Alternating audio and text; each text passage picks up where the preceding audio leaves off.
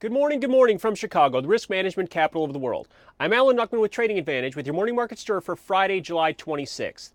Well, recovery was the mode yesterday after opening sharply lower and being sharply lower overnight in the stock indexes and a lot of asset classes. We saw the E-mini S&P rebound and come all the way back to unchanged, actually closing positive at 1684, up a quarter point. 1672 was the low yesterday, so you could see a big 12-point surge off the bottom.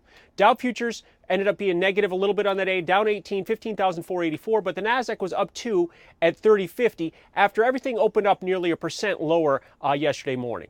The dollar index continued to move lower, 82.05 down 35. Made some new relative lows. 81.71 was the low yesterday, so it continues to push. Want to see if it can get below 82.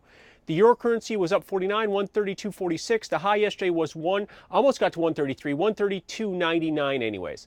The bond market did firm. It ended up being down 3 points at 134. 133.18 was the low, and that's a higher low than the day previous, so maybe it's trying to get a base here. Crude oil was up 10 cents at 105.50, but the real story yesterday was that a new low at 104. So it pushed down below 104. 105 is kind of a pivot area to look at. That was the breakout area from last week, so we'll look to see how it holds on a weekly basis.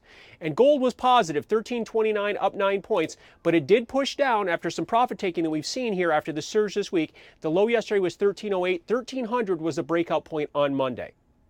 So after that recovery action yesterday, where do the markets stand on this Friday morning to begin a new trading day and end the trading week? Well, we're off a little bit. We're down 4 3/4 points at 1679.25 in the E-mini S&P right now. 1680 is an important pivot point. That was the high in May, and that was the breakout area last week. So we'll look to see where we stand. And looking at the Dow futures right now, we're down 35, 15,449, and the Nasdaq's down 8 points at 3042. So really down about a quarter point across the board in the futures as we stand right now. The dollar index is down 23, 81.82, new 5-week lows. That's pushing the euro currency higher, 132.68. 134 above is the resistance to keep an eye on. Bond market's up 13, 134.12 after making a possible little bit of a support base yesterday over the last couple days. And 3.64% is the yield on the 30-year Treasury as it stands right now. Crude oil has dipped below 105. We're at 104.72, down 77 cents. And gold is down 1 at 13.28. So to wrap up the current action, 2 hours to go before the cash stock market open, we're off a little bit after the recovery yesterday, back to positive.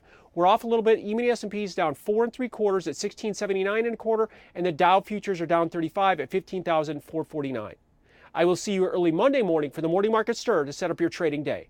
Alan Nuckman from Trading Advantage here at the CME Group, where it all comes back to commodities.